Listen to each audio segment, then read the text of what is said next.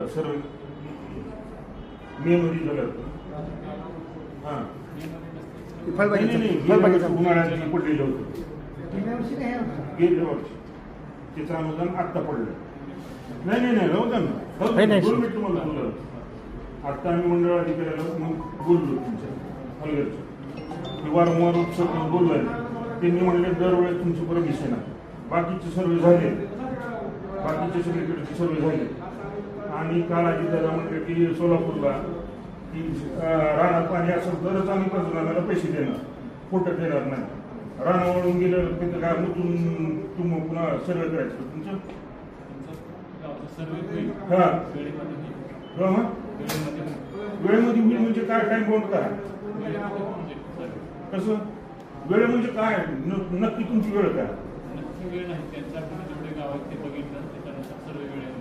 मग आम्ही हलगर् सर्कल का बरं होत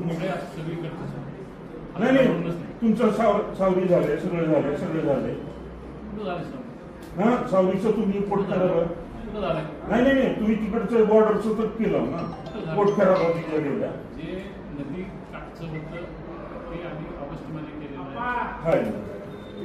तुम्ही वेळेचं तुम्ही सांगू नका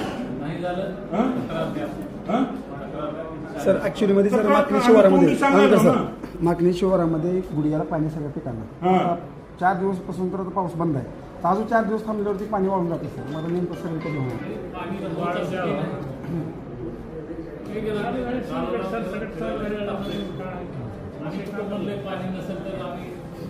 मुख्यमंत्री साहेब निधी आणि तुमच्या महसूलला घ्या पैसे आणि तुम्हाला कवा करायचे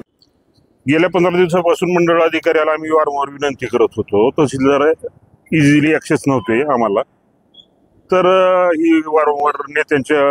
भेटीगाठी ही ती याच्यामध्ये शेतकऱ्यांसाठी त्यांना वेळ नसावा कदाचित आज आम्ही गेलो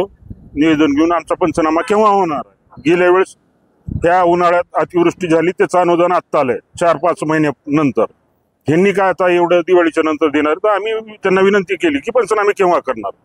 तर ते उर्मट उत्तर त्यांचं असं आलं की आम्ही आमच्या सोयीनुसार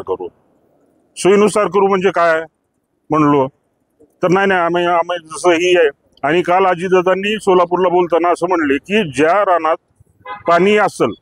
तिथंच आम्ही पंचनामे करणार आणि त्यांना जी काय नुकसान भरपाई ती देणार समजा जर 2-4 दिवसात पाऊस आला नाही आणि सगळे रानं कोरडे पडले तर ती लोक त्याच्यापासून बाधित राहणार त्यांना मिळणारच नाही म्हणून आणि ह्या उद्योगपोटी मुख्यमंत्री निधी सहायता निधी आणि महसूल प्रशासनाला 2 जण वाटून घ्या म्हणून मी पैसे टाकले तुम्ही का माकणी गावचे तुम्ही सरपंच आहात आणि ते तहसीलदार आहेत दोन्ही संविधान पदावर आहात हा पण असं केल्यानंतर तुमच्यावर गुन्हा दाखल होऊ शकतो हो ना 100% मी तर आव्हान देतो त्यांना की खुलं आव्हान देतो की त्यांनी माझ्यावर गुन्हाच दाखल करावा पुढे तुमची मागणी काय नाही माझी मागणी काहीच नाही पूर्ण ह्याचं जेवढे मंडळ झालेले आहेत फक्त माझंच हलगरा मंडळ नाही तर इतरही जी यांच्या बाजूनं जी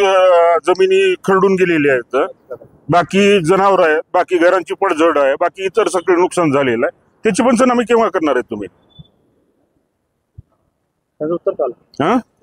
नाही त्यांचे आम्ही आमच्या सोयीनुसार करू